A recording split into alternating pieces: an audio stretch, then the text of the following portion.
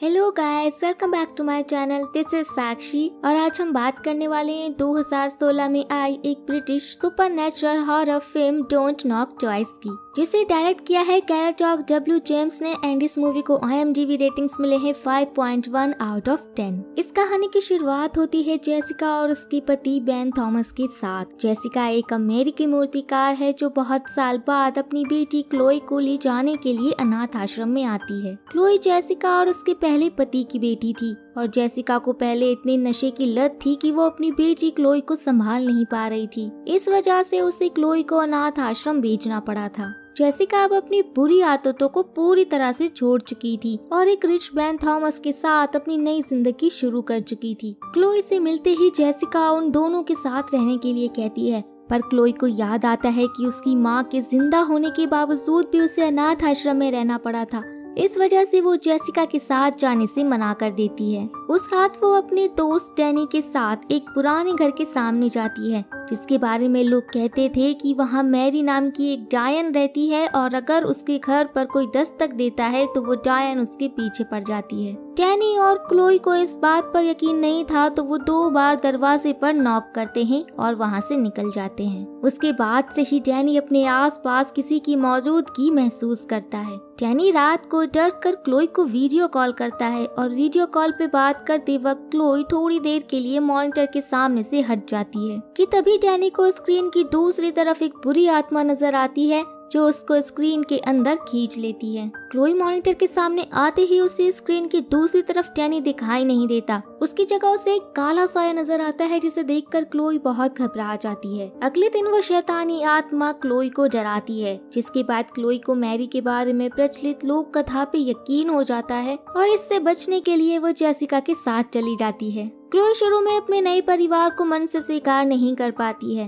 Chloe के साथ अजीबोगरीब चीजें होनी शुरू हो जाती है, जिसकी शुरुआत तब होती है जब उसे सूप में एक इंसान का दांत मिलता है। धीरे धीरे क्लोई को समझ आता है कि वो जहाँ भी जाएगी वो बुरी आत्मा उसका पीछा करती ही रहेगी। उसी रात जेसिका को एक बूढ़ी औरत का सपना आता है जो अपना गला काटने से पहले कहती है कि मुझे माफ कर दो। अचानक जेसिका को उस बूढ़ी औरत में अपनी शक्ल दिखाई देती है और उसकी नींद खुल जाती है। घबराई हुई जेसिका क्लोई को अपने सपने के बारे में बताती है और क्लोई सब सुनने के बाद कहती है कि आपने शायद मैरी को अपने सपने में देखा है, जो अनाथ आश्रम के अगले दरवाजे पर रहती थी। तब क्लोई विच मैरी के बारे में प्रचलित बातें जेसिका को बताती है कि कैसे उसने आत्महत्या की थी, जिसके कारण वो घर श्रापित हो गया था और अगर कोई उस दरवाजे पर 2 बार नॉक करता है तो उसे मैरी की बुरी आत्मा ले जाती है। अगले दिन जेसिका अपने क्लाइंट टीरा की मूर्ति बनाने के समय क्लोई जेसिका की स्टूडियो जाती है, पर क्लोई की मौजूदगी से टीरा कुछ परेशान सी हो जाती है और जेसिका को ये कहती है कि क्लोई के आसपास शैतानी शक्ति भटक रही है। तभी वहाँ बोर्डमैन नाम का एक जासूस डैनी के बारे में पूछने के लिए वहाँ क्लोई से मिलने आता है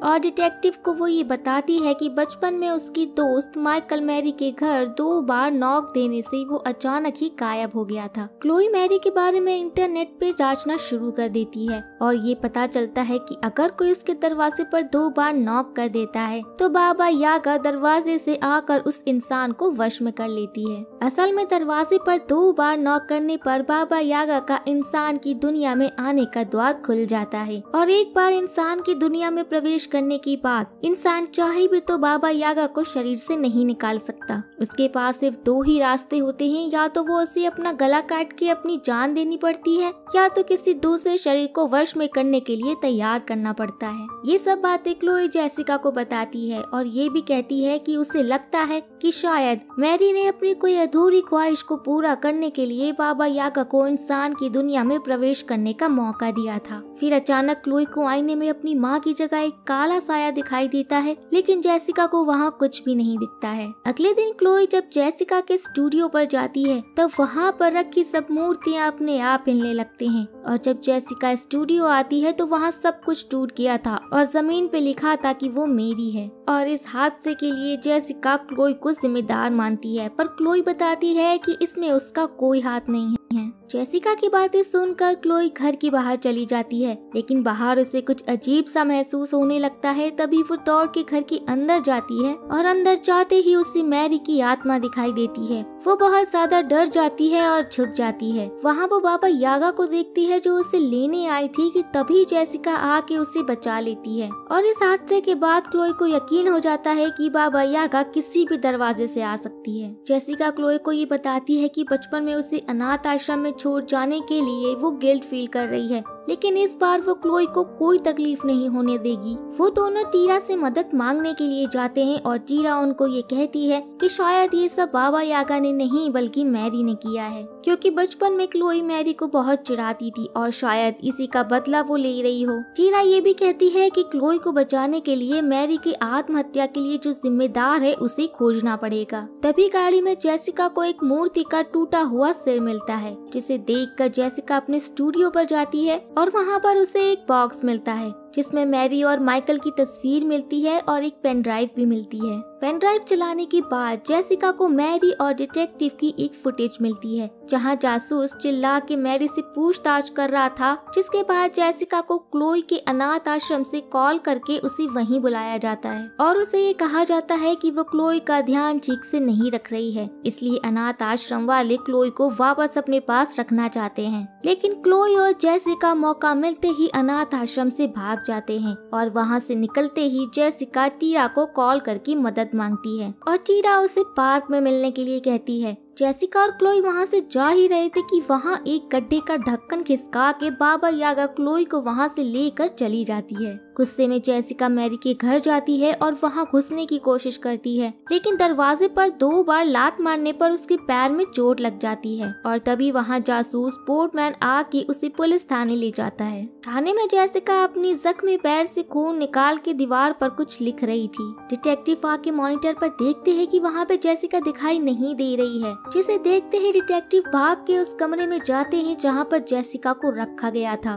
बाबा यागा के आने से पहले जेसिका दीवार पे एक संदेश लिख गई थी कि तुम्हें पता है मुझे कहाँ ढूंढना है। दूसरी तरफ जेसिका बाबा यागा की दुनिया में जा चुकी थी जहाँ वो क्लोई और माइकल को भी ढूंढती है। उसी वक्त बाबा यागा वहाँ चली जाती है, लेकिन बाबा यागा के हमले से पहले ही असल दुनिया में जासूस पोर्टमैन मैरी के दरवाजे पर 2 बार नॉक करता है, इसलिए बाबा यागा का ध्यान डिटेक्टिव के ऊपर चला जाता है और तभी मौका देखकर जेसिका क्लोई को लेकर वहाँ से भाग जाती है और अपने घर चली आती है। फिर बाबा यागा आके बेचारे डिटेक्टिव को ले जाती है। दूसरी तरफ थॉमस जेसिका और क्लोई को ढूंढने घर पर आता है, लेकिन उसे वहाँ कोई नहीं दिखता और फिर लास्ट में हम देखते हैं कि टीरा थॉमस को मार के अपनी गाड़ी में डाल देती है और तभी उसके सीने पे जो बाबा यागा का निशान था वो अपने आप मिट जाता है। इसका मतलब है कि बाबा यागा का अगला शिकार अब कोई और है। असल में टीरा को बाबा यागा ने वश में कर लिया था और अपने आप को मुक्त करने के लिए वो जेसिका को कंफ्यूज करके बाबा यागा का अगला शिकार बना देती है